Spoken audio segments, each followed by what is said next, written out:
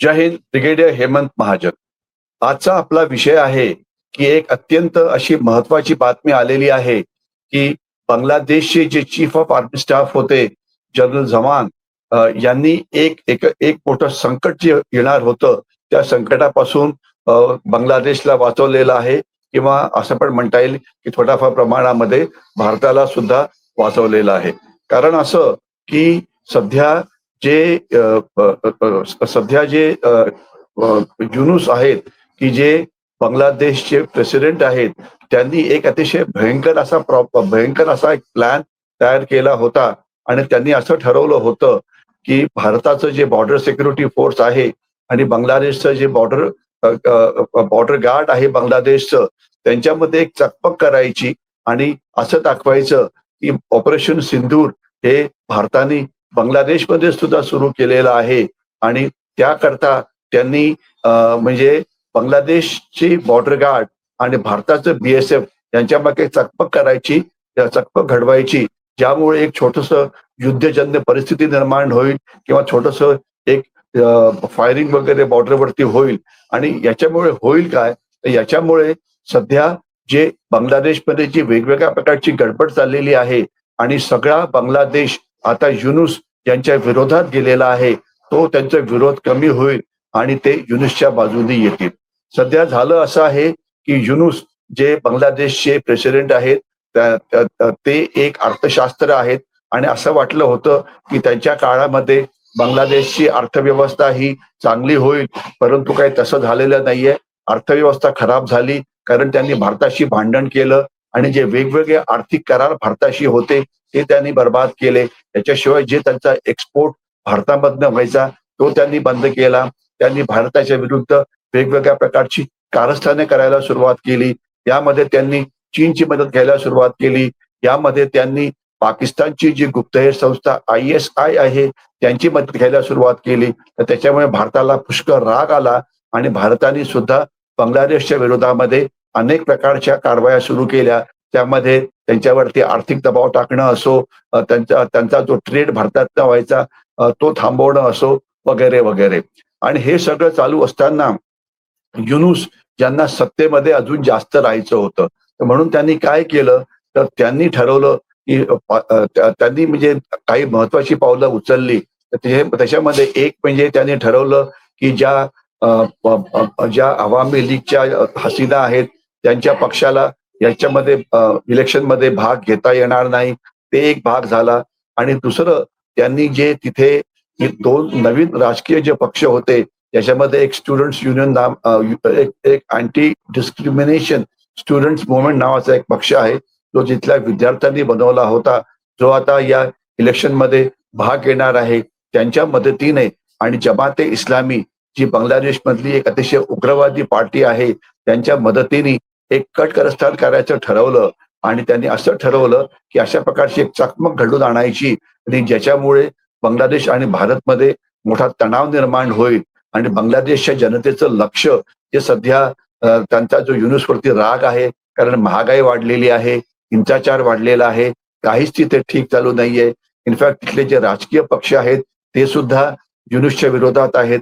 कारण राजकीय पक्षांना वाटतं, की जी इलेक्शन व्हायची आहे, ती लगेच व्हावी. त्यांची इच्छा होती, की हे इलेक्शन हे डिसेंबरच्या पहिले केली जावी. परंतु युनूस तयार नाहीये. त्यांना आता सत्तेची एवढी म्हणजे लालच लागलेली आहे, की त्यांना वाटतं, की अजून त्यांनी कमीत कमी 1 वर्ष तरी राज्यकारभार चालवावा आणि त्याकरता ते कारणं देत आहेत, की असं आहे, की अर्थव्यवस्था अजून चांगली झालेली नाहीये, तर मला अजून जास्त वेळ लागेल. मी अर्थव्यवस्था चांगली करीन, कायदा सुव्यवस्था जी बांगलादेशची आहे, ती अजून जास्त चांगली करीन, इथला हिंसाचार थांबवीन आणि त्याच्यानंतरच आपण इलेक्शन करूया. अशा प्रकारची आमिष ते बांगलादेशच्या जनतेच्या समोर उभी करत होते. परंतु या विरोधात सगळेच जण त्याच्या विरोधात होते. म्हणजे बांगलादेश नॅशनलिस्ट पार्टी जी खलिदा जिया यांची आहे, जो बांगलादेशमधला नंबर 2 चा विरोधी पक्ष आहे, ते त्याच्या विरोधात होते. त्याच्याशिवाय जे इतर राजकीय पक्ष आहेत, त्यांना सुद्धा वाटतं की इलेक्शन्स लवकर व्हावी. लोकांना सुद्धा वाटतं की इलेक्शन्स व्हावं. म्हणजे कोणीही युनूसच्या बाजूनी नव्हतं. तर म्हणून युनूसनी जमातीची मदत घेऊन आणि या स्टुडंट्सची मदत घेऊन आणि काही जे नॅशनल सिक्युरिटी ॲडवायझर आहेत, बांगलादेशची त्यांची मदत घेऊन आणि एक जनरल जे तिथे क्वार्टर मास्टर जनरल आहेत, जे अतिशय उग्रवादी आहेत, त्यांची मदत घेऊन एक असा प्लॅन तयार केला, की बांगलादेश गार्डला सांगायचं, तुम्ही BSFच्या विरुद्ध जो भारतीय सीमेवरती तैनात आहे, त्यांच्या विरुद्ध अग्रेसिव्ह कारवाई करा आणि तसं झालं तर तिथे सीमेवरती भडका उठेल आणि ज्याच्यामुळे हिंसाचार सुरू होईल आणि ज्याच्यामुळे सगळ्या बांगलादेशच्या जनतेचं जे लक्ष आहे ते म्हणजे बांगलादेशच्या आतल्या गडबडीवरून दूर जाईल आणि ते सगळे एकत्र येतील आणि ते सगळे युनुसच्या बाजूने उभे राहतील. तर हा प्लॅन झाला होता.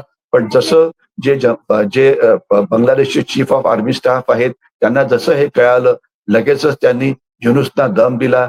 त्यांनी जे जे उग्रवादी जनरल होते, त्यांना पण दम दिला, की अशा प्रकारची कारवाई कुठली करायची नाही. त्यांनी बांगलादेश गार्डला पण सांगितलं, की तुम्ही BSFच्या विरुद्ध कुठलीही आक्रमक कारवाई करायची नाही. म्हणजे एकदा तर असं झालं होतं, की काही जे बांगलादेशच्या सीमेतनं अनेक उग्रवाद्यांना बांगलादेशनी भारताच्या आत घुसवलं होतं आणि भारताच्या बेंगॉलमध्ये मोठ्या प्रमाणामध्ये हिंसाचार घडवण्याचा प्रयत्न केला होता. तर ते सुद्धा असं करायचं नाही. अशा प्रकारचे आदेश झमान यांनी दिले आणि याकरता आपल्याला जनरल झमान जे चीफ ऑफ आर्मी स्टाफ आहेत बांगलादेशचे, त्यांचं कौतुकच करायला पाहिजे. तर यामुळे एक असा मोठा तो प्रसंग निर्माण झाला असता, तो टळला आणि त्याच्यामुळे बांगलादेश सीमा जी अशांत झाली असती, ती टळली आणि युनुसचं जे कटकारस्थान होतं ते टळलं. तर याकरता धमान यांचं कौतुक आहे. युनुसवरती आपण लक्ष ठेवायला पाहिजे. तिथले जे उग्रवादी आहेत त्यांच्यावरती लक्ष ठेवायला पाहिजे. कारण आज जरी हा प्रसंग टळला असला तरी याच्यापुढे होणार नाही याची काही गॅरंटी नाही. कारण आता आज 11 जून आहे आणि आजची बातमी अशी आहे, की पुढच्या वर्षी मी रिपीट करतो, पुढच्या वर्षी एप्रिल-मे मध्ये युनूस बांगलादेशमध्ये इलेक्शन घेऊ इच्छितात. त्याच्या आधी ते अजिबात इलेक्शन घेऊ इच्छित नाहीत. तर त्याच्या आधी सुद्धा ते पुन्हा एकदा गडबड करण्याचा प्रयत्न करू शकतात. म्हणून आपलं लक्ष असावं. याच्याशिवाय लक्षात असं असायला पाहिजे, की सध्या chief of army staff general जे आहेत ते भारताच्या बाजूने आहेत. त्यांच्याशी आपण मैत्री चांगली ठेवायलाच पाहिजे. याच्याशिवाय आता सध्याच्या मिळणाऱ्या बातम्याप्रमाणे अवामी लीगला या इलेक्शनमध्ये भाग घ्यायला मिळणार नाही. म्हणून जी नंबर 2 ची पार्टी आहे, जी सत्तेमध्ये येऊ शकते, ती म्हणजे बांगलादेश नॅशनलिस्ट पार्टी, ज्याचे मुख्य आहेत खलिदा झिया, ज्या जनरल झिया यांच्या पत्नी होत्या आणि काही काळ या भारताच्या मित्रसुद्धा होत्या. परंतु सध्या त्यांचं मैत्रित्व थोडं कमी झालेलं आहे. त्यांच्याशी आपण आपली मैत्री वाढवायला पाहिजे. याच्याशिवाय बांगलादेशचे जे इतर म्हणजे तिथल्या ज्या संस्था आहेत, तिथले जे बॉर्डर गार्ड वगैरे आहे, यांच्याशी संबंध चांगले ठेवायला पाहिजेत. त्याच्यामुळे केवळ बांगलादेशमध्ये बांगलादेशशी संबंध चांगले ठेवण्याकरता केवळ नुसते अवामी लीगशी संबंध चांगले ठेवून आपल्याला चालणार नाही. तिथे असलेली मीडिया, तिथे असलेले इतर पक्ष, तिथे असलेले इतर ग्रुप यांच्याशी सुद्धा आपल्याला मैत्री कायम ठेवायला पाहिजे आणि त्यांच्या लक्षात हे आणून घ्यायला पाहिजे, की भारताशी शत्रुत्व करणं हे त्यांच्या दृष्टीने हे त्यांच्याकरता अत्यंत खराब अशी बाब आहे. त्याच्यामुळे त्यांचंच आर्थिक नुकसान होत आहे, त्यांचंच सामरिक नुकसान होतं आहे, त्यांनाच मोठा सर्वात जास्त तोटा होतो आहे. तर त्यांनी मुकाट्याने भारताचे संबंध चांगले करावेत आणि पाकिस्तानशी संबंध चांगले करण्याचा जो त्यांचा प्लॅन आहे तो टाकून द्यावा. कारण पाकिस्तान त्यांना कुठल्याही पद्धतीने मदत करू शकत नाही. पाकिस्तान एक भुका आणि कंगाल देश आहे. तो त्यांना आर्थिक मदत देऊ शकत नाही. मग तो त्यांना काय देणार? त्यांना दहशतवादी तयार करण्याशिवाय दुसरं पाकिस्तान त्यांना कुठलीही मदत करू शकत नाही. आणि ईशान्य भारतातल्या जर तिथले दहशतवादी गट पुन्हा पुनर्जीवित केले बांगलादेशमधून कारवाई करून ISIने, तर याच्यामुळे बांगलादेशचा कुठलाही फायदा होणार नाहीये. हे त्यांना आपल्याला पुन्हा पुन्हा सांगावं लागेल आणि तिथे सगळ्यांशी आपले संबंध आपल्याला चांगले करत राहावे लागतील. आणि याच वेळा जे बांगलादेशमध्ये जी गडबड आहे याचा फायदा घेऊन आपण जेवढे बांगलादेशी सध्या भारतामध्ये पकडतो आहे त्या सगळ्यांना आपण बांगलादेशच्या आत घुसवायला पाहिजे. आतापर्यंत बातमी अशी आहे की अक्षरशः 4-5 हजारहून जास्त बांगलादेशी आपण जे भारताच्या वेगवेगळ्या भागात पकडलेले आहेत त्यांना आपण बांगलादेशच्या सीमेतनं आत घुसवलं आहे. आणि एवढंच नव्हे तर आपण म्हणजे आपण बांगलादेशची मदत बांगलादेशच्या सैन्याची मदत घेऊन जी स्मगलिंग होतं या बॉर्डरवरती ते थांबवण्याचा प्रयत्न करतो आहे. इथून जे इतर अराजकीय तत्व भारतात घुसखोरी करायची आणि पश्चिम बंगालमध्ये आता इलेक्शन होणार आहे पुढच्या महिन्यामध्ये, ते सुद्धा थांबवण्याचा प्रयत्न करायला पाहिजे.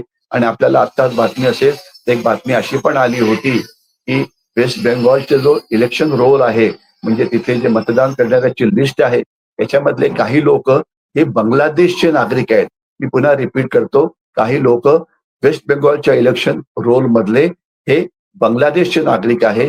कारण ममता बॅनर्जी यांनी त्यांना बांगलादेशचे त्यांचं नाव इलेक्शन रोलमध्ये घातलेलं आहे. तर आता बांगलादेशच्या परिस्थितीवरती लक्ष ठेवून असावं आणि जेवढे बांगलादेशी आपल्याला पकडता येतील पुढच्या काही महिन्यामध्ये, पुढच्या वर्षभरामध्ये त्यांना आपण पटकन पाठवावं. कारण आता पण आपण असा पण कायदा केलेला आहे, की आता जर कोणी संशयित बांगलादेशी पकडला, तर तो खरोखर बांगलादेशी आहे, की भारतीय आहे, हे करण्याची जबाबदारी त्या बांगलादेशीची असते, भारत सरकारची नाही. म्हणजे आपण कायदा कठीण केला आहे. त्याच्याशिवाय जी बांगलादेशी मुलांना इथे जन्म मिळतो आहे, त्यांना सुद्धा आपण देशाच्या बाहेर काढणार आहे. त्याच्याशिवाय अनेक एजंट जे बांगलादेशींना भारताच्या आत घुसण्याकरता मदत करत होते, त्यांना सुद्धा पकडून आपण शिक्षा देत आहोत. तर म्हणजे या पुढच्या 1 वर्षामध्ये आपण एक बहुआयामी अभियान लॉन्च करायला पाहिजे आणि जास्तीत जास्त बांगलादेशींना पकडून आपण त्यांना बांगलादेशमध्ये पाठवायला पाहिजे